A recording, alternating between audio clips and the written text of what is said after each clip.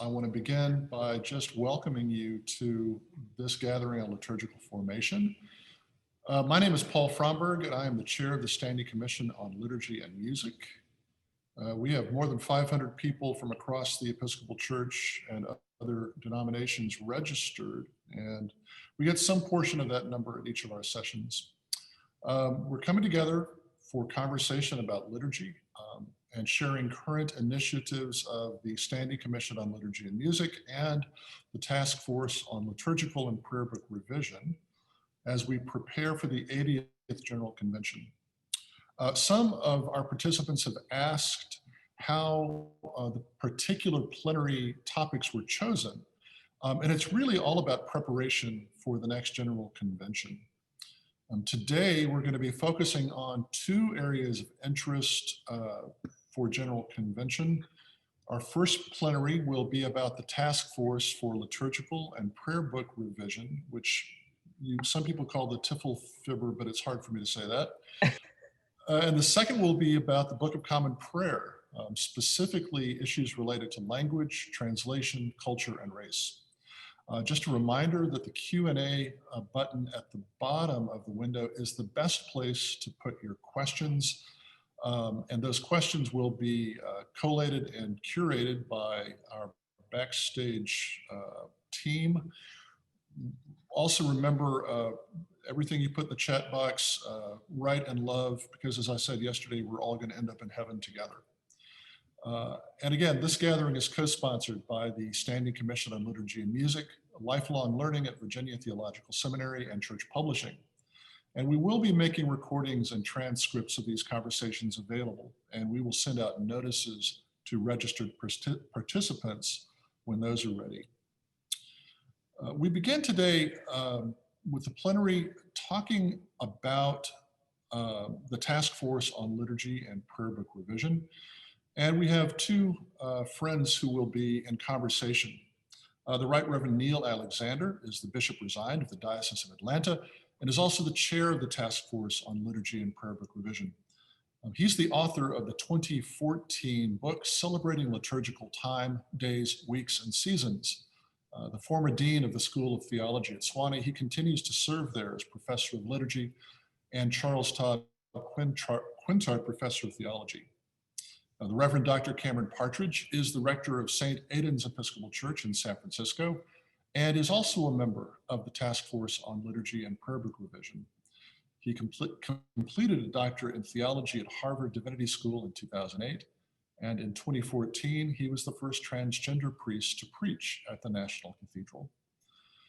Neil, in December, you said to the Episcopal Church's Public Affairs Office the following: General Convention called for bishops to engage worshiping communities in experimentation and the creation of alternative texts.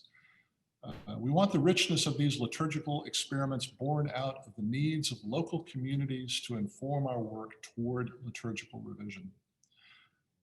What do you see as the greatest liturgical needs that the task force is hearing from local communities? Well, thank you, Paul, and thanks to everyone for joining us, and greetings to friends old and new all across the church and all across a variety of time zones.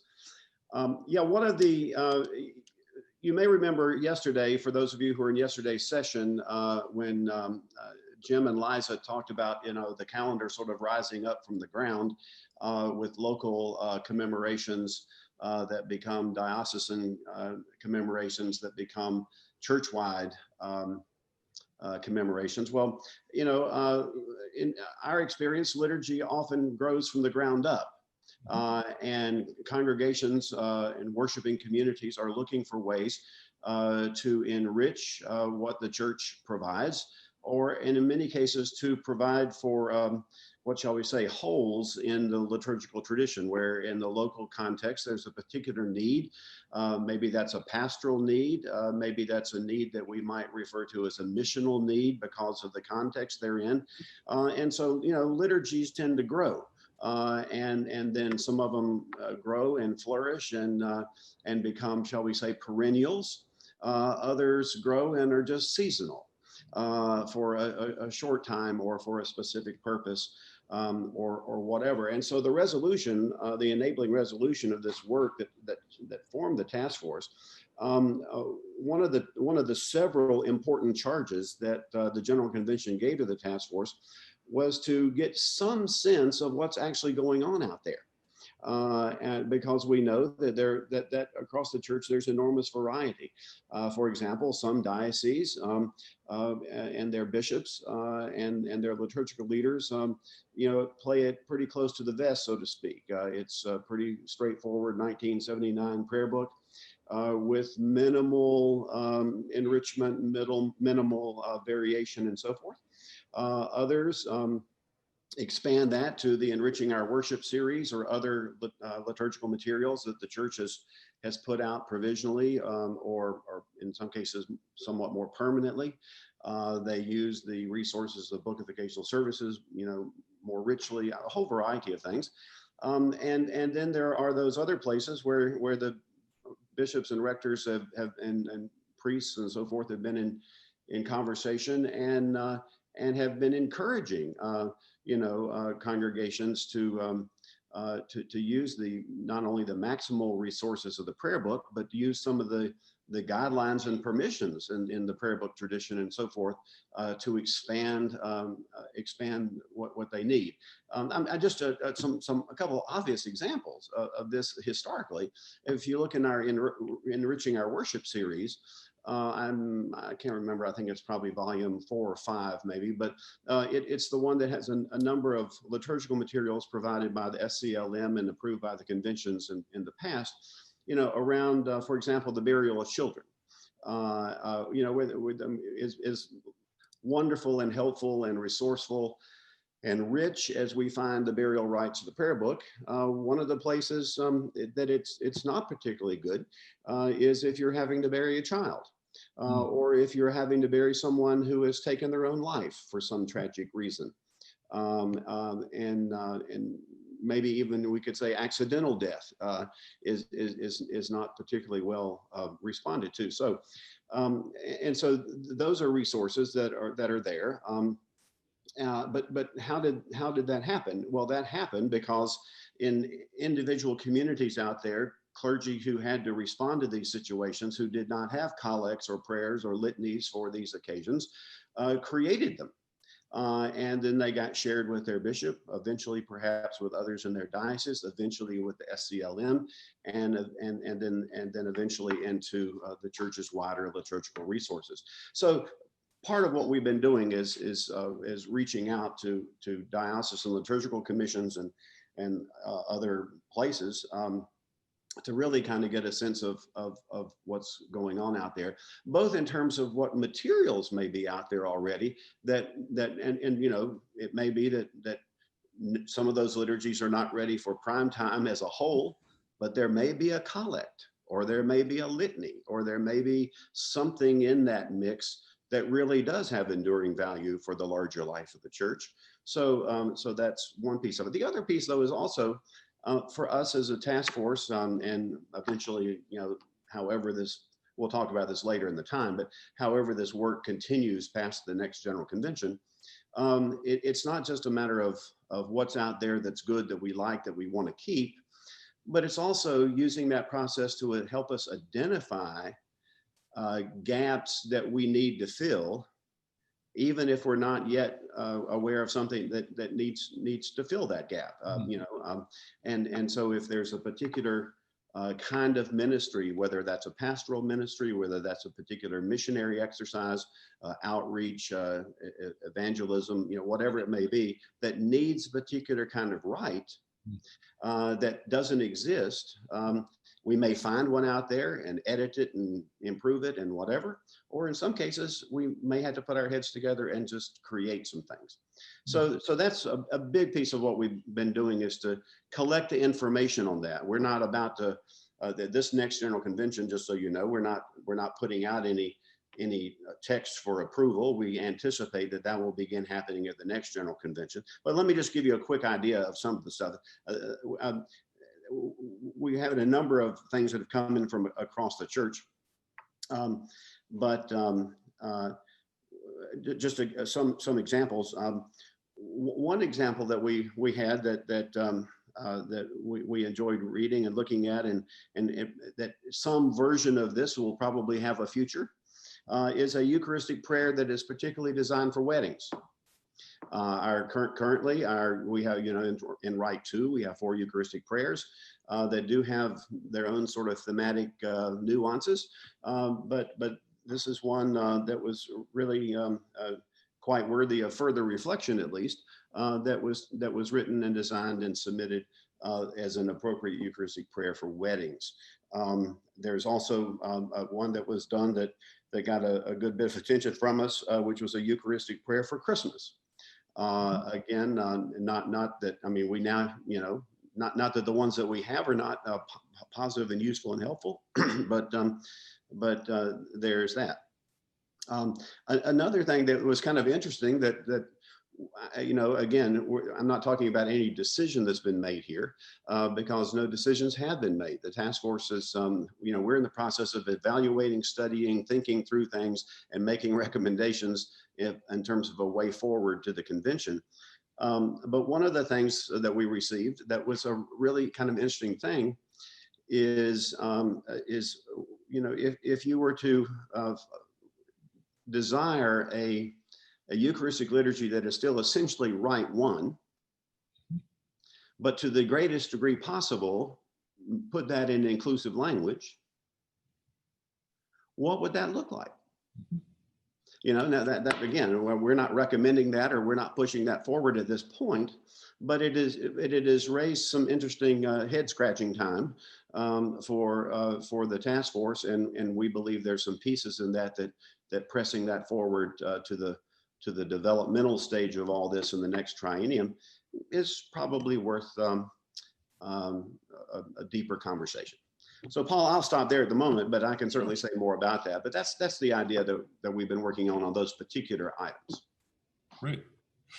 Cameron, I want to ask you, at the 78th General Convention, you were blogging about your testimony to the proposed naming liturgies that have been added to the Book of Occasional Services. And you wrote, to be able to take up one's name in the midst of one's congregation, to be named and seen in that way, can be a profound recognition of the deep spiritual significance of embodying one's name, I concluded. I was also struck that in addition to the other trans folks who testified, and again, there were several powerful speakers, there were non-trans ones as well, lifting up the flexibility of this resource to be used by many people. Cameron, how do you see liturgical innovations, such as the naming rite, affecting larger changes in the church? Thank you for that question, Paul, and hello all. I really appreciated you reminding me of that experience, and I had forgotten that I had written that piece in that blog. Before I completely answered the question that you asked me, I'm noting how the memory in the quote links back to what Bishop Neal was just talking about, and the question about what rises up. And I know that naming rights, became something that that I was part of supporting at General Convention, because they were, occasions for them were arising across the church. And in fact, naming rights were happening. And there were different resources that people were drawing upon to do that. So I think what became the naming right draws upon some of those resources and emerged out of the pastoral need, because people who needed to claim a new name already were and are part of the church, and they were able to share both the frustration of not being able to do that when that was the case, and the joy and the profundity of experiencing being named and having something, having your profound embodied reality reflected and affirmed in community before God. So there was a sort of upwelling that led to the resolution that called for such a service to be created. and then to its creation. And also, that it's a variety of different folks who might change their name in the course of a lifetime. It includes trans non-binary folks, but not only. And that was an important sort of sign in that moment too, the combination of folks who testified, and that reflects back on how our liturgical texts are meant to be expansive. They are not for just one sort of person. They are for the body of Christ, the collective body of Christ, that is many different sorts of people with various shared experiences and various differences in their experience. So that sort of the arc of that rite and its emergence sort of comes out of that. How does it affect larger changes in the church? How does a rite such as that, I mean, it's part of that process of seeking to have our liturgical texts reflect, catch up who we are, catch us, recognize us, and or create space for our recognition, and to not harm us also, to recognize that we are multiplicity, as the body of Christ, and that we are constantly learning how our language can adequately create space for that, even as we are drawing upon the deep riches of our tradition and wellspring of Scripture included in that. So I think it affects liturgical worship and change going forward, in as much as it's a sign of a process of that welling up of a recognition of needing to do something differently than we've been doing it, and to recognize who's already present, and then also in the process to make space for who is not yet present, who would like to feel that they can be present, and who are not yet. So I feel like it's a profound and ongoing process that is true of other instances than just this particular one that you've raised the question about. And it's a process that's been going on for hundreds, thousands of years. I'm curious, have you heard of other denominations using the naming right? That we've Using the developed? naming right that's in the Book of Occasional Services? Yeah, No. I'm just curious about Not. this, But the I mean, influence of liturgy and other denominations, and what that might look like as well. yeah, I mean, it wouldn't surprise me if that were true, just as, there were sources that we borrowed from that, that came to us from other instances of naming rights that were not specific. Some of the sourcing was Episcopal, but some of it was not. So, I mean, I think that's part of our ecumenical process. Wouldn't surprise me if that were true, but I don't specifically know of an instance of that. Thank you for that.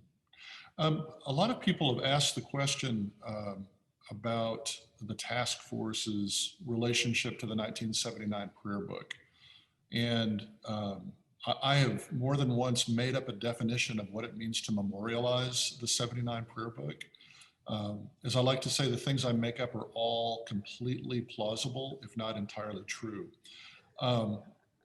But now that we have the two of you, members of the task force, one of whom is a chair, what is the continuing role of the 1979 Book of Common Prayer?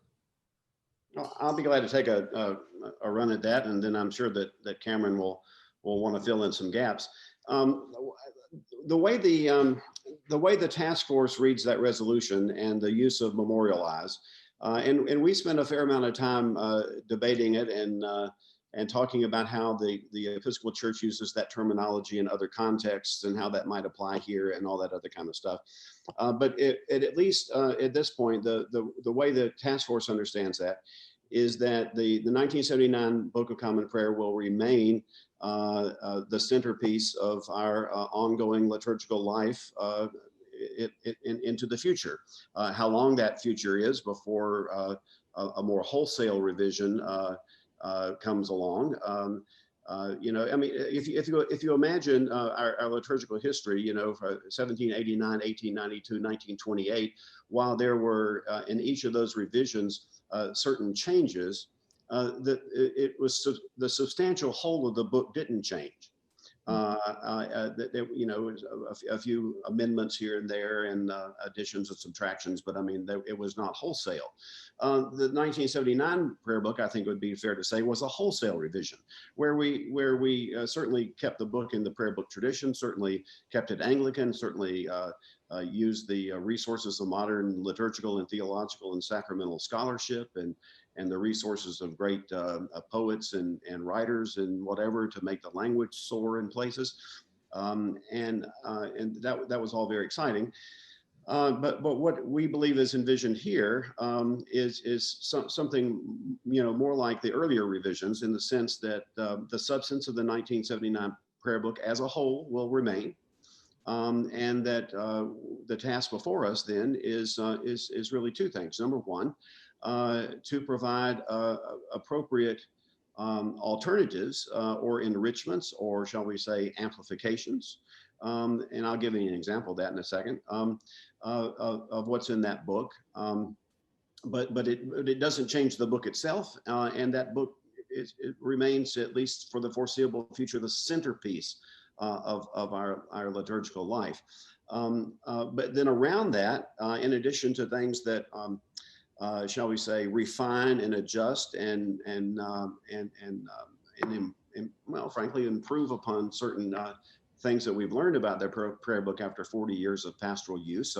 It is still a wonderful and highly resourceful book, but for those of us who have used it for its 40-year history, we know 40+ year history, we know that there are places in it that could use, you know, not wholesale reconceiving, but adjustment. You know, and the church has made such adjustments in prayer books in the past without throwing the baby out with the bathwater. So it's sort of that sort of ideas. What I mean by you know, enrichments would be something like, and this we're not proposing this time around. This is just an example of the kind of enrichment we've been talking about this triennium in a more theoretical vein. But take, for example, the opening acclamation in the Eucharist. We currently have 3 of them, right? The more general one, then we have one for Lenten penitential seasons, then we have one for Easter. All fine and good, but in our tradition, the incarnation cycle, Advent, Christmas, and Epiphany, is also theologically rich and liturgically rich, and something that's a significant component of our theological tradition. So might we have an opening acclamation for the incarnation cycle, just as we have for Lent and Easter? We haven't written one. We don't know what that would sound like yet. We'll probably have a dozen, and then somehow that gets, you know, worked down to one. But again, that wouldn't replace anything in the prayer book. The 3 that are there are already there, but it would be authorized in such a fashion that if a parish wanted to use the specific opening acclamation for the incarnation cycle, when it exists, that might be a good possibility. We know that there are ones out there. I'm not going to out anybody here, but I'm aware of parishes that use the Advent, Christmas, Epiphany acclamations from other prayer books of the Anglican Communion during that season, and do so at least with the toleration of their bishop, if not the permission and the enthusiasm of their bishop. But that's just an example of where the prayer book in the rite and the flow and the sense of things really doesn't change, but it provides a text that we currently do not have, that many folks would we believe find enriching. So. Cameron? Yeah, so to just add to what Bishop Neal has said, I think you can see how the task force came to think about the 79 BCP and within the scope of prayer book revision in our Common Prayer Worship in the Episcopal Church document that was the first one that we put out as a task force, which is on the web the website the task force developed. And I think it's really helpful language, and it's brief. So if you don't mind, I'd like to read it. Resolution A068, which created this task force, calls us to memorialize the 79 BCP, create new liturgies, and use emerging technologies. Thus, we propose that the 79 BCP is the foundation and model for common prayer and liturgical development in the Episcopal Church. That the 79 BCP is maintained as an authorized text within a growing set of authorized liturgical materials for common prayer. That the primary platform for our authorized liturgies be digital and online, organized according to the shape of the 79 BCP, thus allowing for authorization of more material than is possible within the limits of a printed book, though printed books remain as an option. 4, that this new set of authorized liturgies be titled Common Prayer, Worship in the Episcopal Church, or something similar that sets it within the BCP tradition. 5, that authorized liturgies will be consistent with the Trinitarian baptismal and Eucharistic theology of the 79 BCP, and will be consonant with the directives of the General Convention with respect to liturgical language, inclusive and expansive language, and creation care, and will honor the Church's increasing diversity.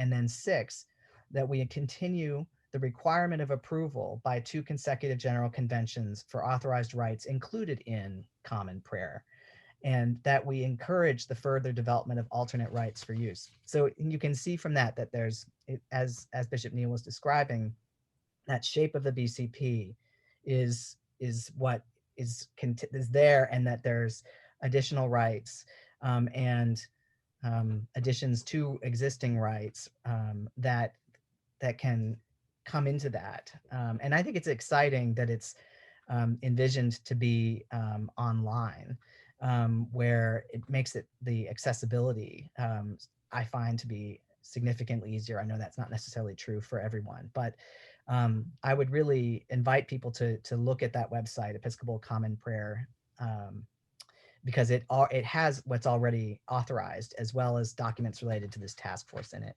And then the other thing, one of the other major documents on it, which is longer and I'm not going to read, Principles to Guide the Development of Liturgical Texts, lays out what Bishop Neal was just saying in more detail.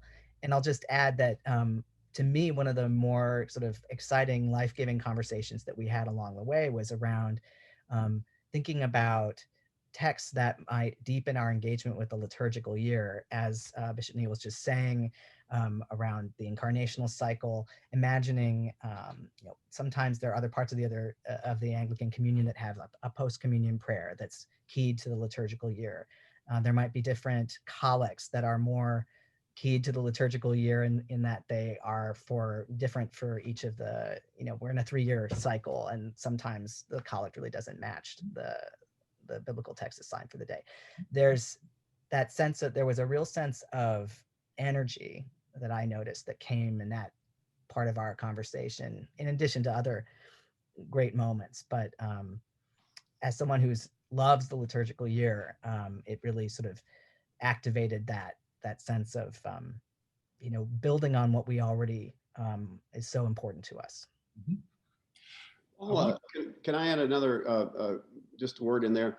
When the last General Convention, there were a number of prayer book resolutions that worked their way through the legislative process and onto the floor, and were modified and changed in a variety of ways, and that finally at the end of the day gave us A068. But a lot of folks on the call will probably remember that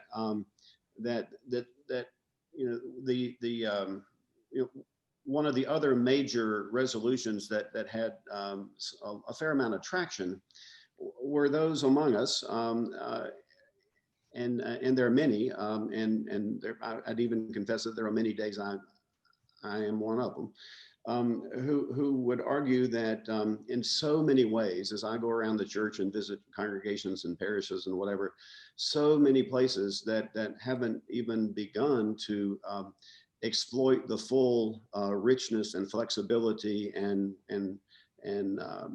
liturgical and ritual possibility of the 1979 prayer book. And so there were some who were, arguing alternatively, how can we, rather than creating a new prayer book or whatever, maybe what we really ought to do is figure out a way to help people move ever more deeply into the one we've got and use it more fully. And I think it's important to note that even with the language of revision and amplification and enrichment and those kinds of things that are around this whole conversation, part of the task force's conversation and part of, I think, what we are hoping to encourage the church to do is to work this process in a way that helps everyone do precisely that, live ever more deeply and more profoundly into the frameworks and riches of the 1979 prayer book. And while that may take the form of adding a prayer or perhaps changing a structure slightly or adding an acclamation or a collect or additional services or additional prayers that we don't have, it would still be done in kind of a reference to the book that ultimately leads us more deeply into it and into its ecclesiology and into its theology and into the role it plays in our life.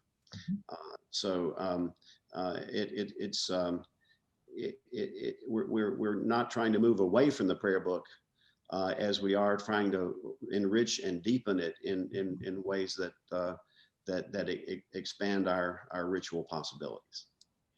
I want to turn to the principles of revision, and I'm noting that we're getting a lot of questions about theology,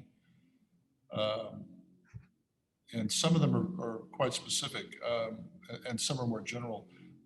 Anna Rossi asks, by theology consonant with the 1979 Book of Common Prayer for the Eucharistic prayers, how do we address the soteriology, substitutionary atonement, and the notion of might and power over other attributes of the divine that pervade them? Not calling for a break, but consonance feels too close for real response to theological evolutions of the last 40 years.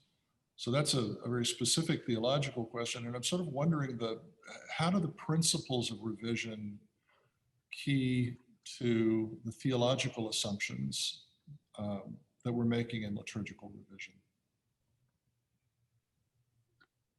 Cameron, you want to take a, I mean, whatever. Well, I mean, I hear that question loud and clear. And, in a scenario where the 79 Book of Common Prayer remains in the manner we've been describing, and also part of what happens with this framework piece, that it has this, that the BCP has this shaping effect, and liturgical additional, I don't want to say other, because part of what we talked about quite a bit as a task force was trying to create a scenario in which Eucharistic prayers and other already authorized sources, as well as material that's yet to come into being, not be marginalized.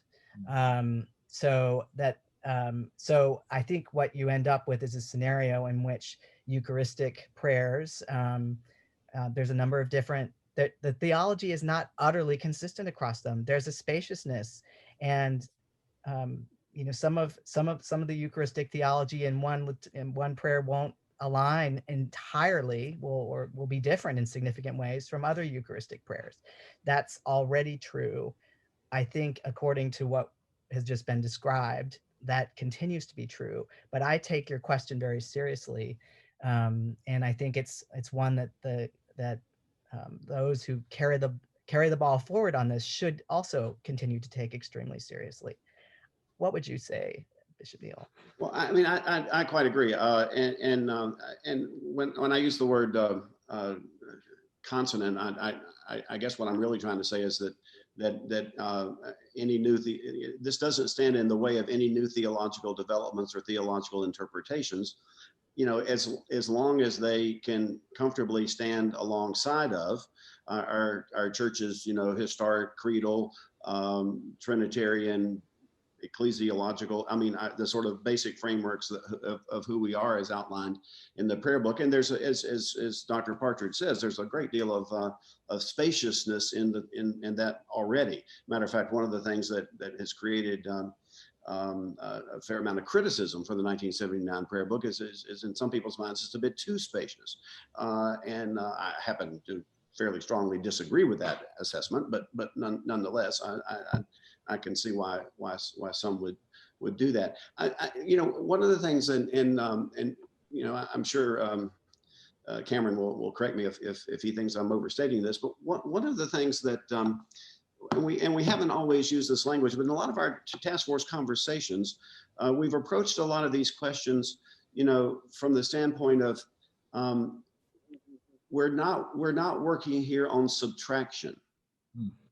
We're working here on appropriate addition that will widen the field, that will enrich the territory, that will allow a variety of things to emerge, but without any sense of suppressing or trying to bury that which has made us who we are, however imperfectly that may be.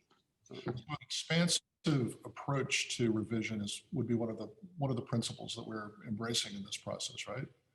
I've got a question from Liza Anderson, which is interesting for a couple of reasons. One, it's Liza's question, so it's going to be interesting. Two, it actually is asking for something very specific.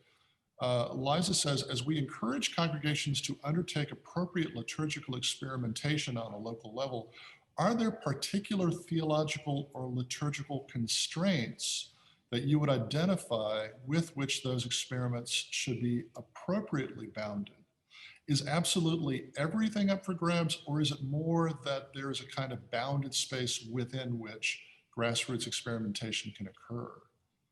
Sort of like, what is the larger container theologically within which we're imagining liturgical and prayer book revision?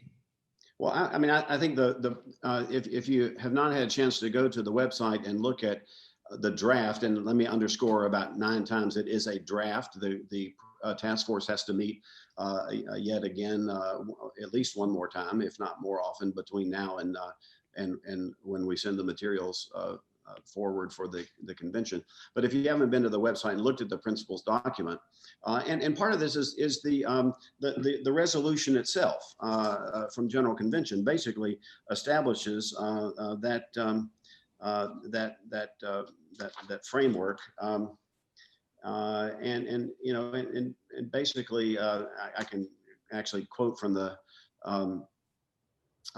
resolution that first of all, what we do going forward will continue in faithful adherence to the historic rites of the Church Universals. They've been received and interpreted within the Anglican tradition of the 1979 prayer book, mindful of our existing ecumenical commitments.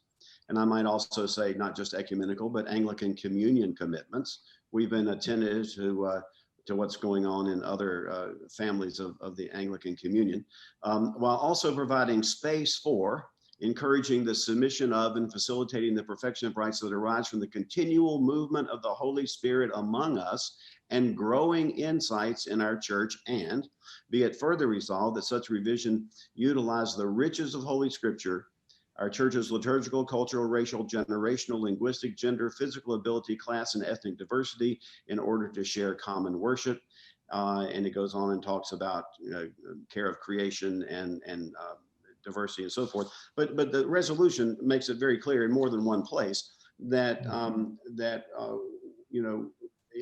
expanding our horizons cannot happen in such a way that we can't recognize each other.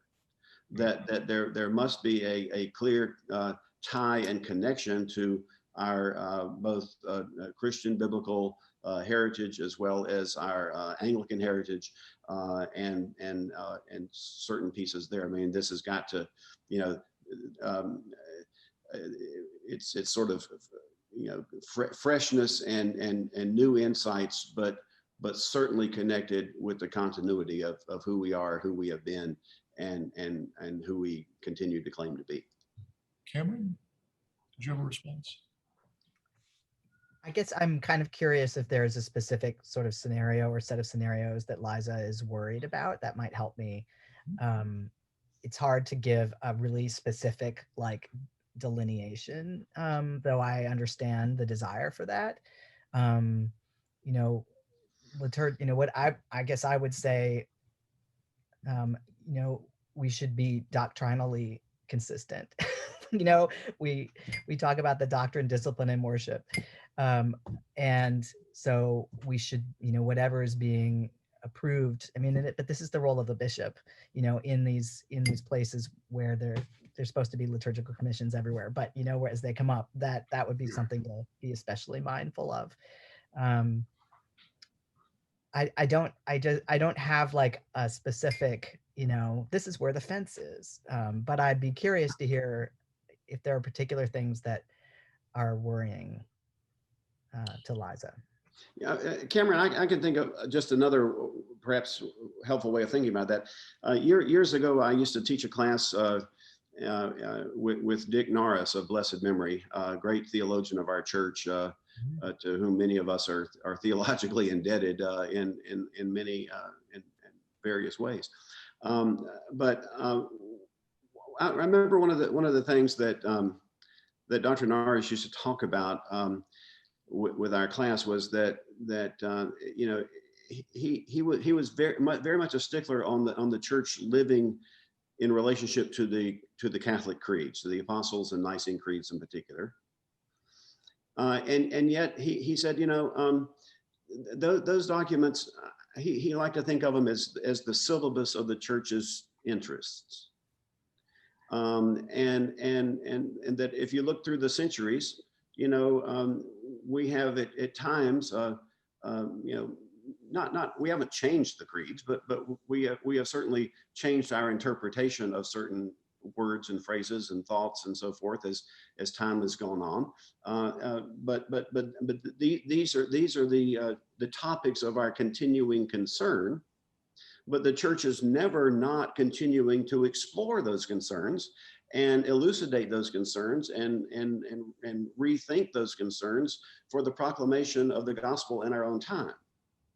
So his point was that those give us a great stability and frame our interests, but they don't shut down the conversation.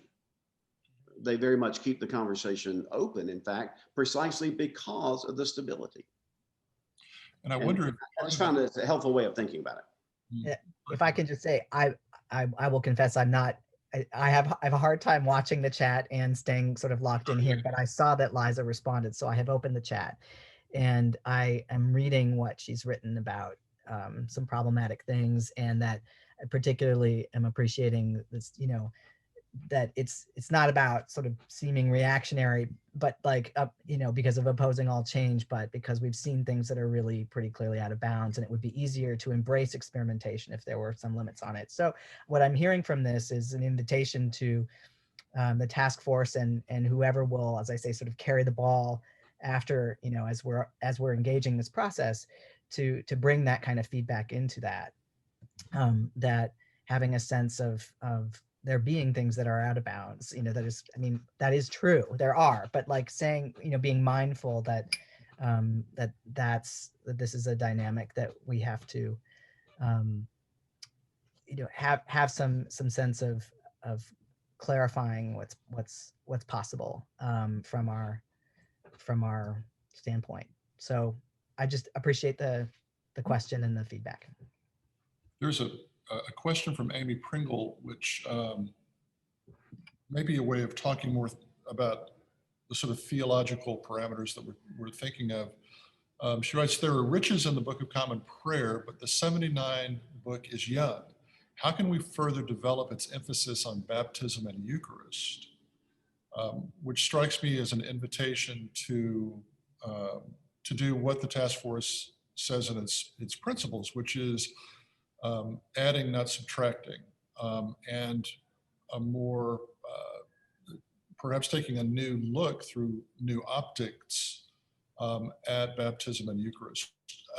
One of those, for example, Martha Kirkpatrick writes, one of my concerns with the Book of Common Prayer is what I feel is theological inadequacy around creation and our relationship with creation. Is the SCLM in conversation around this, especially in light of climate crisis? So again, it's how do we make theological statements in the liturgical categories of baptism and Eucharist, which are cornerstones to the 79 book, that are resonant with what's occurring today in the world, and developing a theology that addresses the current needs of the world. Mm-hmm. Yeah, I mean, we have been very conscious on the task force, and again, we are not. Our task at this stage is not to create new text and put new stuff out there.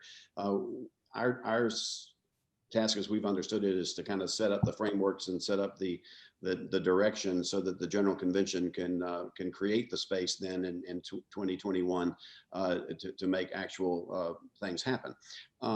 But that said, one of the things we've been most conscious of through this whole thing is the fact that take creation care as an example. That even comes up in the enabling resolution of the task force, that we are to take that seriously in kind of providing the frameworks for moving forward, which I believe we have, and I believe that will be clear enough in time. And then, of course, Paul will remember, as I suspect most of us on the call will remember, the last ever how many general conventions is almost back as far as I can remember. There have been resolutions of General Convention that in various ways have asked to amend the prayer book around creation care matters. And so, I mean, that's clear that in providing additional resources going forward and alternatives perhaps to some of the text that we have now, that something like creation care will we've already said will have to play a somewhat larger role than they have in the past.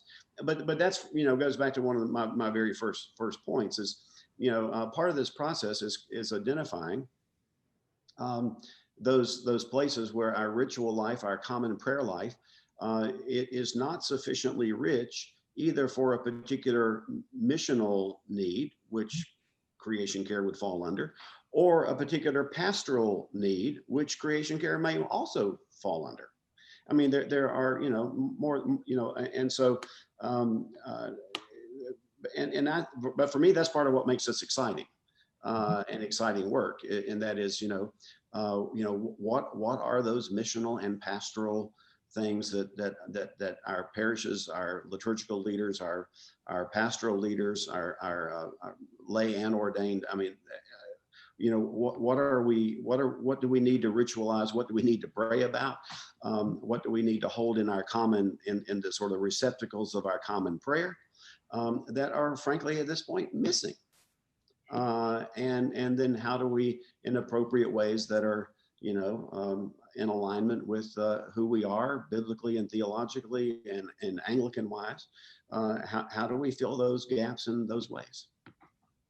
And it does raise theological questions which might not have been asked.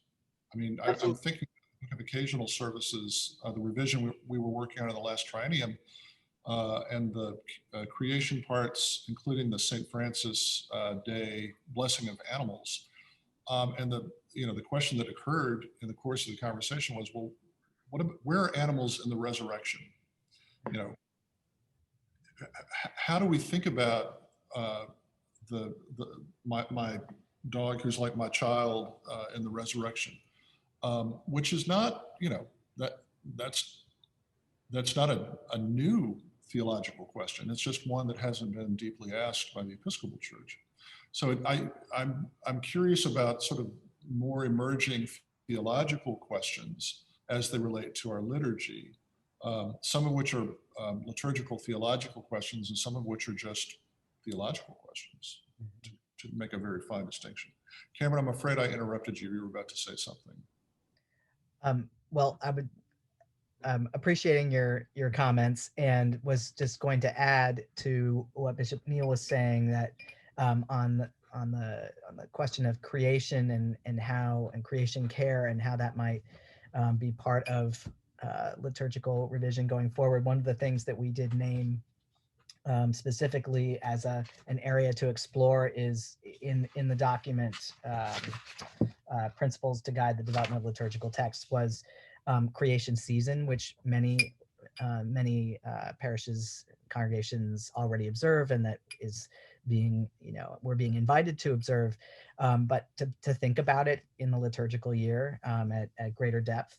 And also, and this isn't related to, well, it isn't related to the season of creation piece, but some places are observing a longer Advent. I saw the Advent Project pop up, flash by the chat earlier, and that's something that my parish has been doing, inviting some conversation about the season of Advent and what the Advent Project has already been exploring and sharing in the way of resources for years. But to just invite further exploration of the enriching of our liturgical year in that kind of way. But the creation season piece was what had come to mind as I was listening to the conversation. And I think you raised some really interesting questions that I don't have the answers to, Paul, so I'm not going to try to. But I think the fact that we're asking these questions, not only sort of about liturgy, but just theological questions, is incredibly significant. And Paul, that also raises the question,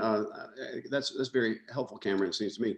It also raises the question in my mind, which is one of the things, if you go back through the life of the church and liturgical revision, whether it's in our church or other churches or whatever, one of the things that the church will struggle with going forward around some of these things is that what things are appropriate for the community of the baptized to make the centerpiece of their public prayer. And how is that list inclusive of, or in some cases, different from a list of things that the people of God need to be thoughtful about and prayerful about and engaged in, whether that's personally, politically, or otherwise. While there may be a lot of crossover in those two lists, they're not exactly in every case the same list. And that will be, of course, part of the conversation, part of the struggle going forward should the people of God care about this? Yes. Should it be a major feature in our public prayer? Maybe, maybe not. It really kind of depends, and we've made those decisions back and forth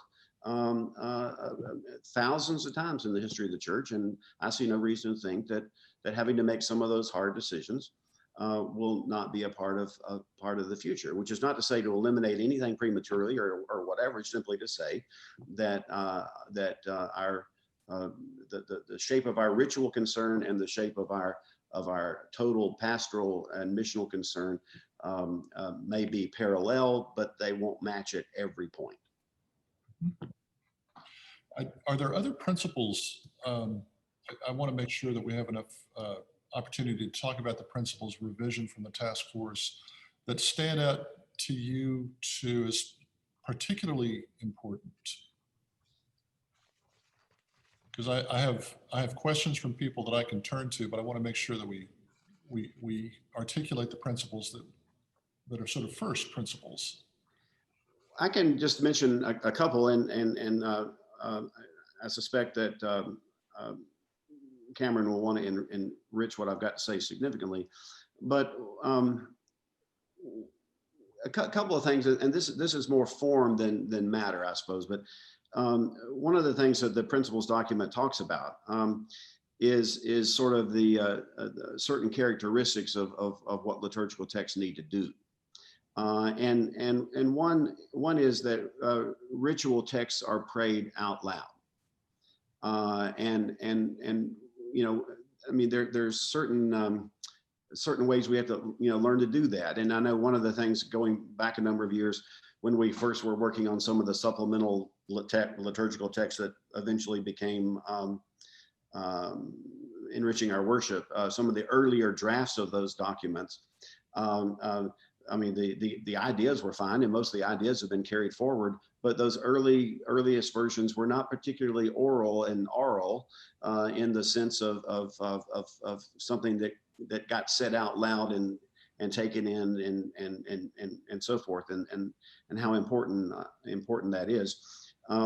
And that also the liturgy is dialogical. This is not something that the priest stands up and reads, but there's give and take between the liturgical leaders and congregations and readers and psalmists and singers and all kinds of things. It's a dialogical and rather dramatic process, and that it ultimately is given toward the building up of the body of Christ.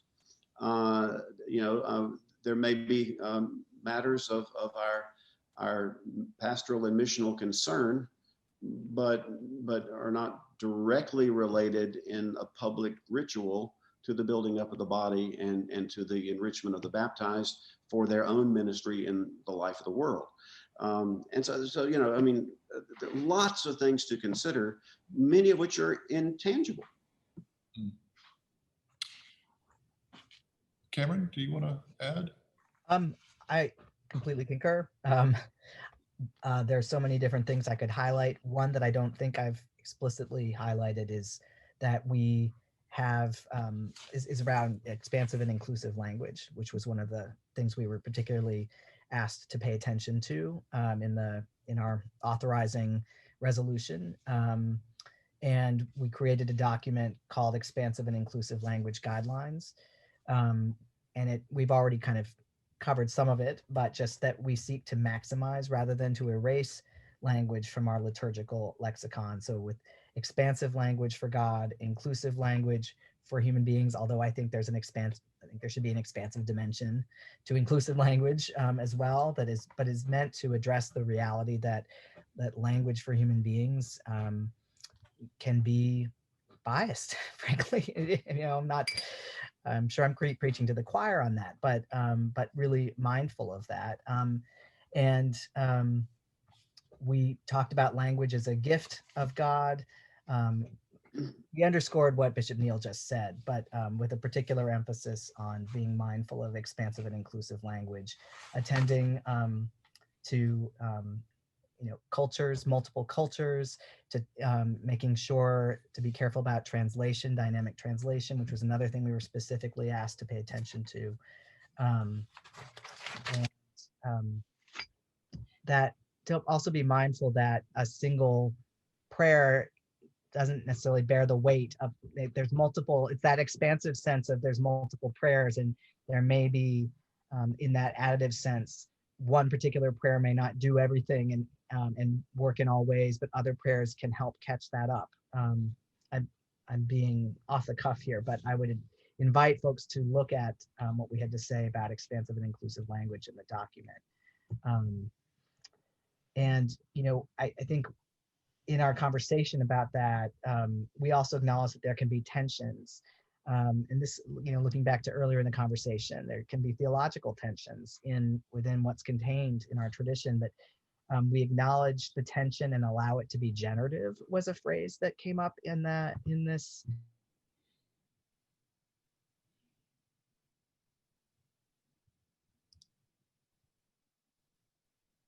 Uh-oh. Uh-oh. I think Cameron froze. There, he's back now. You froze for a second. I did. Well, maybe that was providential. Maybe I said something terrible. The Holy Spirit taking care of it, right?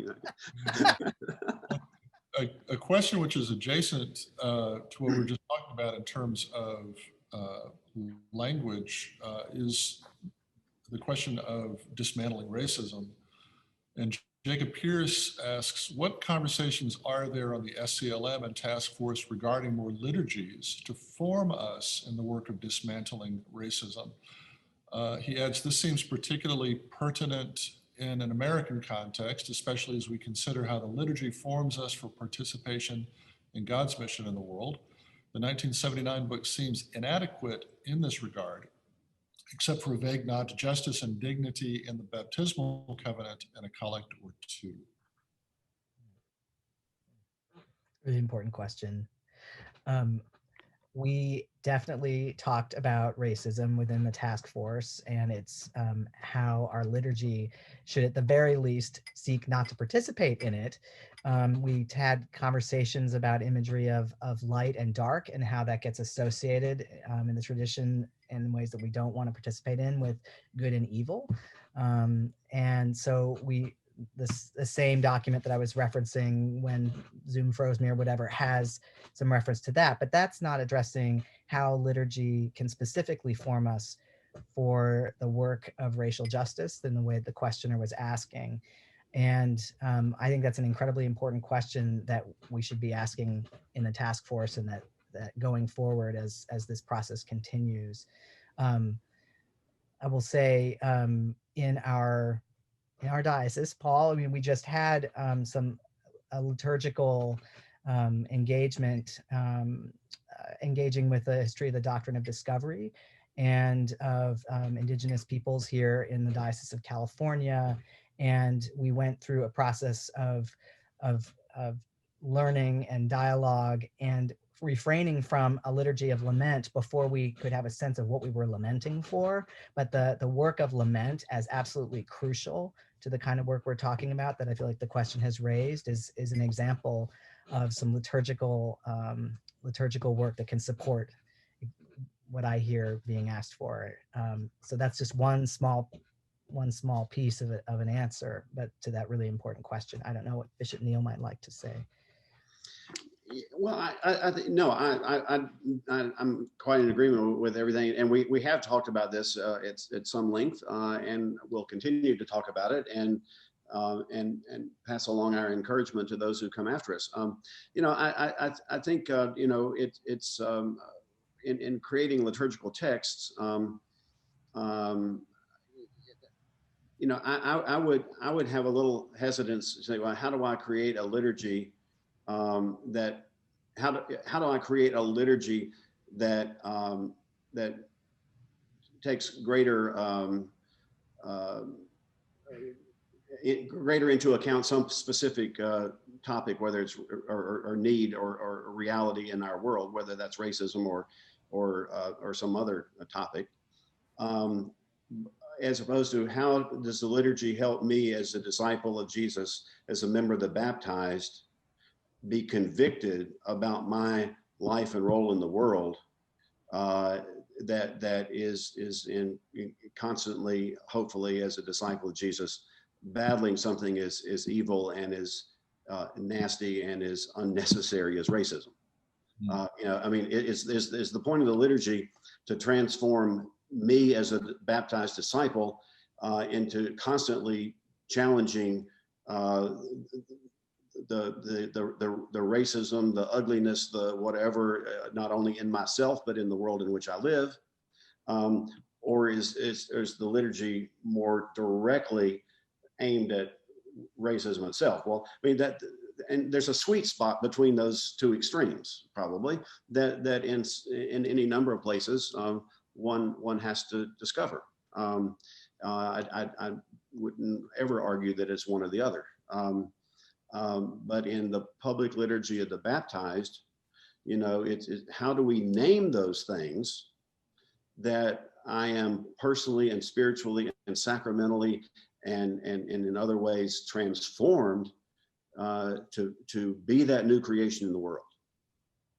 And it's my own research has shown that the baptismal covenant and the language around justice and dignity was very specifically targeted towards racism in the period in which it was crafted, and that there was a lot of critique of that addition because it seemed too on spot in the historical moment.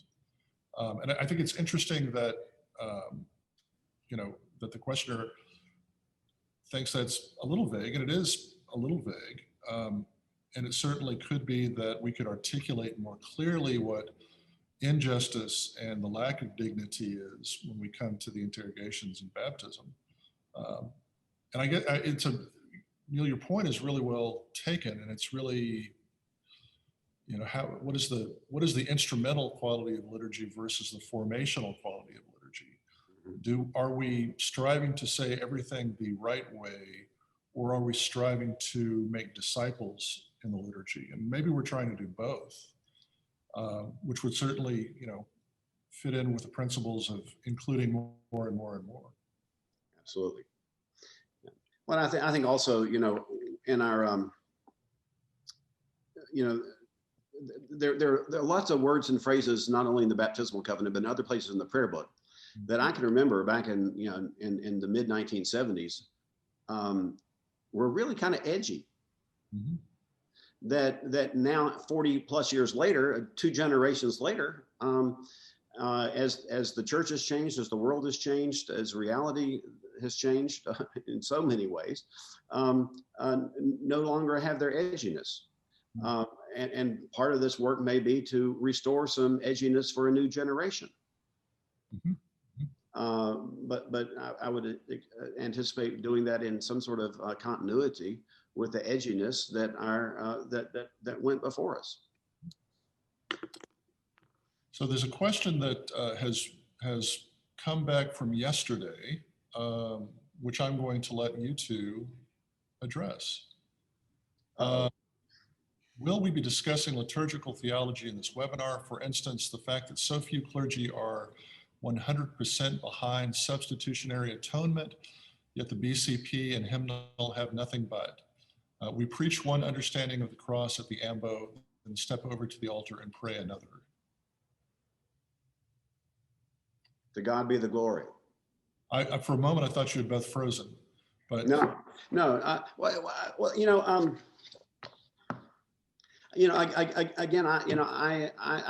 would have to say that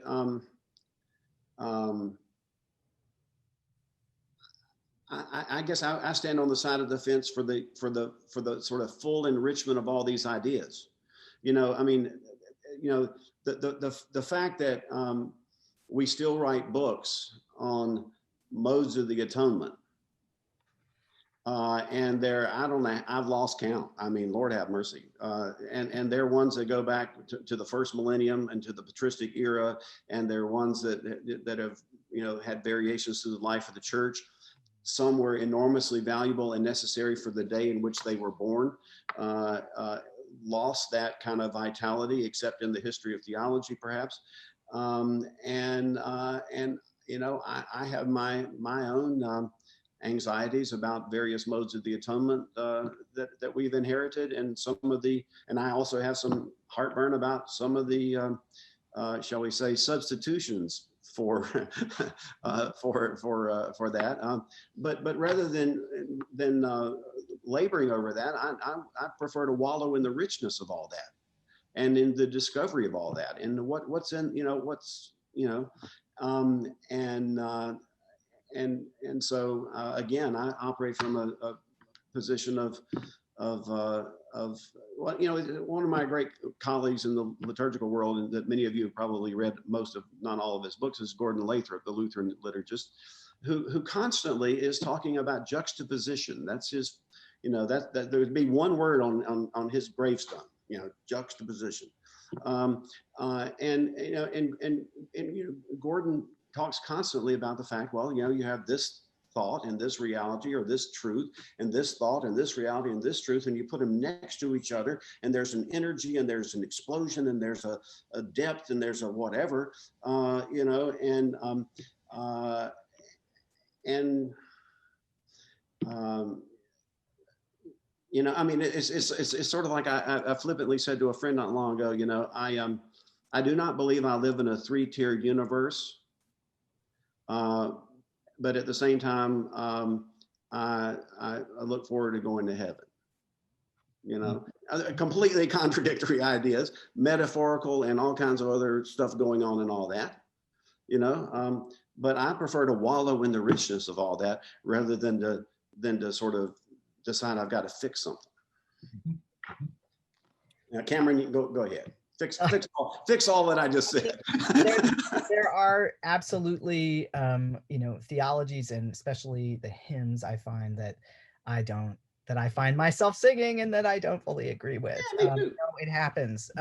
But I guess with enriching our worship, I don't see substitutionary atonement at work in those Eucharistic prayers. So I think for those for whom I'm not seeing the particular issue with that, but I understand obviously where BCP does have that. But I guess I don't see it as quite as either or as what the question seems to describe in terms of an absolute constant state of being in disagreement theologically when you're liturgically leading. I don't experience it in that way. All that said, the additive approach that's at work in the documents that we produced as a task force does invite or continue to acknowledge that juxtaposition that Bishop Neal was just talking about. So And it speaks to the truth that we are not a theological monoculture no. in the church, but that we do have a breadth of theological riches, not all of which are necessarily agreed upon. Yeah. Or consonant with each other. Or consonant with each other, right? There are a couple of questions I'd like to turn to, and these are more about sort of formation. How do people come to learn about the 79 prayer book without classic texts like Hatchett's commentary of the American prayer book, which are no longer in print? And sort of how do we, because many participants are representatives of the diocese who are sort of tasked with going back to the diocese and saying, here's what I learned at the webinar. How do we share what we're learning in this process of revision with the larger church? And how do we do that really in anticipation of the next General Convention, for the sake of the General Convention? Well, one thing, and Cameron's already said something about this, but I would encourage people on the call, if you've not already, to spend some time on the website that the task force has put together. The website is a piece that we're hoping that our successors, after the task force finishes its work, turns it over, but this work will continue in some form or another, and that they will continue to enrich that website. But what's there on the website is not only some of these documents that Cameron and I have basically been riffing off of in the last hour, but also there's as complete as anywhere I know, a complete library of every liturgical text in every language that the Episcopal Church has meaningfully authorized. And when you put it all together on the same page, you discover that there's a whole lot more out there, than one might immediately be aware of. And I can remember when our team on the task force put all that together and I first went to it, I mean, there were a number of texts that I'd simply forgotten. I mean, I in a couple of cases participated in their creation, but just forgot about that they're out there and usable and so forth. So I would encourage people to do that. And one of the gifts of some of these documents that we've created, I believe, for people to study and think about back home is, take, for example, the principles document that weaves together a whole variety of things, some of which both either the General Convention or the Standing Commission on Liturgy and Music or other bodies have woven together. I mentioned earlier, for example, that we have kept one eye on the Anglican Communion. Now, we're all independent provinces. We do our thing differently, and there's some unique differences, of course, between the American Anglican tradition and that of other parts. But for example, if you go to the Anglican Communion website, you had to dig a little bit because they've redone the website. It used to be easier to find this stuff, but it's there. I went this morning to make sure I could say this. But there's a lot of stuff on the Anglican Communion website that brings together the conversations of the International Anglican Liturgical Consultation, in which a number of us in the Episcopal Church have been active members of over several decades. And while we're not necessarily proposing any kind of lockstep thing with that, keeping an eye on that material and how it represents the larger theological and liturgical and sacramental thinking of the communion, is at least a piece that ought to be in the mix, as well as ecumenical pieces, baptism, Eucharist, and ministry, a whole variety of things there. So, if you sort of go to the website and let it lead you places, as well as go to the Anglican Communion Liturgy section on the Anglican Communion website and let it lead you places, there's a rich treasure trove of things that would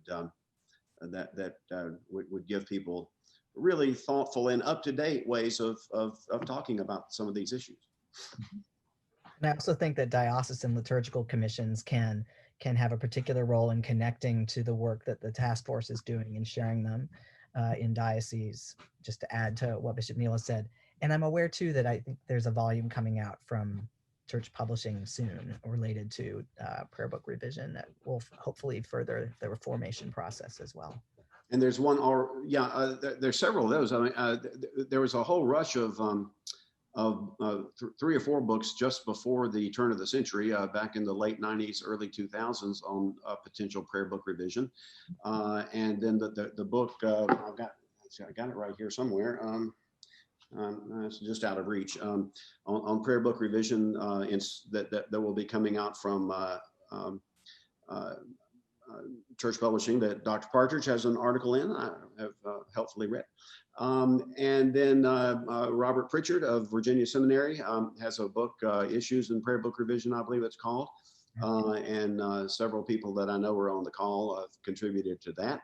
And so there are a lot of things out there to read and work on. There's a question about what's the game plan for an expansive language version of Eucharistic Prayer C? The list of patriarchs plus matriarchs, does it include not just the wives, but also the rest?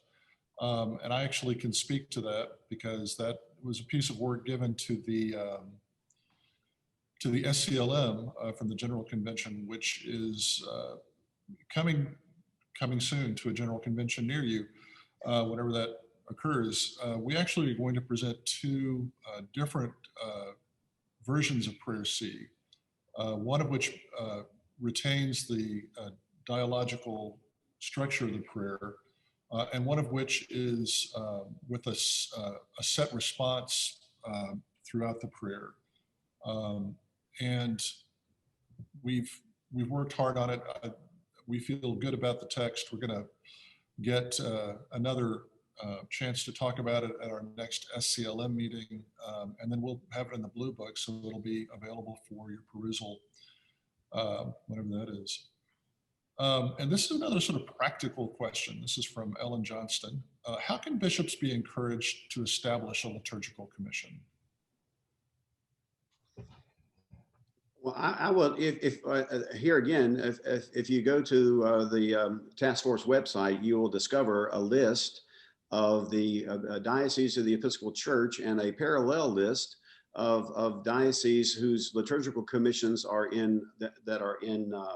intact and that have been in dialogue with the task force, either by sending us materials or asking us questions, or a variety of ways of engagement, some of which has been enormously helpful to the task force.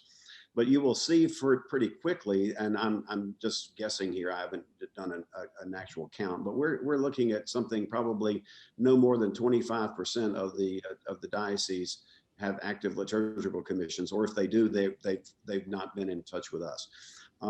As we have pleaded, and we've sent out letters to bishops, to the liturgical contacts in every diocese that we're aware of.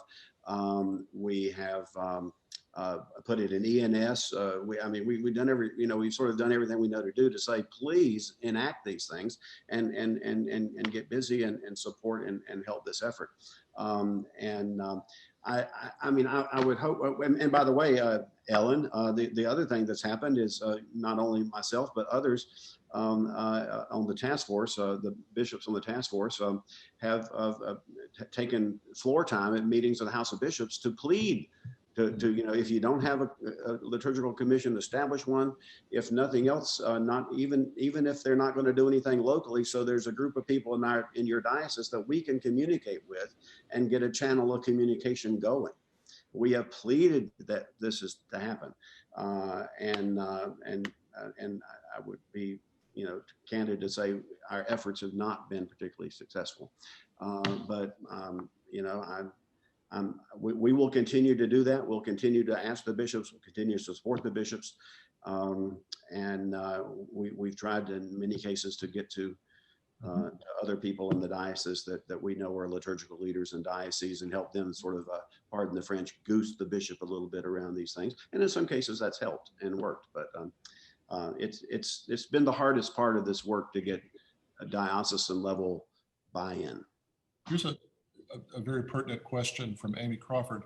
What are you most wanting to receive from liturgical commissions right now? Are you still open to receiving commission comments on the draft documents, which initially had a please send date of April 15th? And are you also still receiving liturgical texts? The answer to both those questions is yes, and you'll find the way to do that on the website. Both send your feedback and your comments as well as documents. I think we're probably past the point in this triennium where any document submitted at this point, will get a lot of attention, frankly. But one of the things we're doing is in addition to this material that we're putting forth to the convention, which are really guidelines, principles, a structure for how do we move this work forward. We've also received a lot of material that we will pass on to our successors. I mean, and I put it that way because, this task force was created for this triennium, and it will be up to the convention about how this work goes forward, whether this goes back to the SCLM, which some of us believe that's the appropriate way to do this. Others, maybe it's another task. We don't know what the convention will do about enabling this work going forward, but we do believe it will enable a way forward. And so we are preparing ourselves as a task force to pass along absolutely everything that we have received, hopefully curated in a helpful manner and organized in a helpful manner. But those who come after us, even if those who come after us are still some of us, who knows, will nonetheless be ready to do that. So so if you have comments, questions, anything, go ahead and file them and send them through the resources of the website, and we will at the very least make sure they end up in the lap of the right committee or subcommittee or whatever, even if between now and the end of the triennium, which is coming quickly, it doesn't see much energy, but it will get passed on, that I can assure you. In the last 5 minutes of our time together, I wonder if there is a question that has not been asked that you would like to have asked.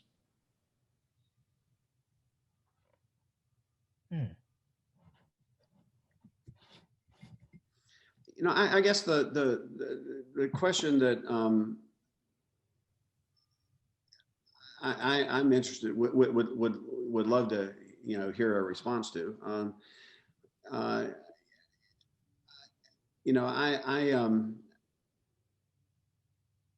I think that the enabling resolution here has probably found a very good place, walking a really sort of good line in the life of the church.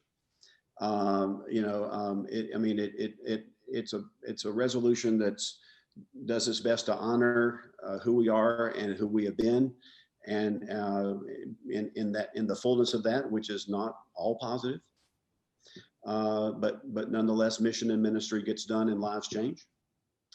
And yet it has opened our horizons, but it has not opened our horizons just in a willy-nilly way with no boundaries or anything. It has actually established some boundaries about, okay, we're going to push the envelope here, but there's still some frameworks that are meaningful to us. Scripture, tradition, our history, our theological orientation as Episcopalians, And so, it was painful to be a part of the process to create that resolution and to get all the pieces in place. But I think when the sausage finally got made, we found a kind of, no pun intended, a middle way, but between, where we are and where we need to be. And to do that in a typically Episcopalian orderly fashion. So I hope there's at least some sense that that's taking the broadest possible framework. The convention gave us a very, very fine gift that will move this forward in a healthy and wholesome and I think really quite positive way. Cameron? I was thinking as you were speaking about what the enabling resolution did, that it's comprehensive. It seeks to be comprehensive, perhaps maddeningly so at points, but it does. And it creates a space that we've been trying to carry on the work we were invited to do, and that those after us will do in whatever way unfolds. I didn't have a specific question that I was hoping I'd be asked. Paul, was there one that you particularly would like to ask that hasn't been? When are we getting a new prayer book? In the fullness of time. In the fullness of time. Let me just express thanks, Cameron and Neil, to both of you for your conversation today, for engaging the questions as many as we could get to. Cameron and Neil, again, thank you so much for sharing your time and your gifts and your intellect and your grace with us. We appreciate it. And Thanks, everybody. good.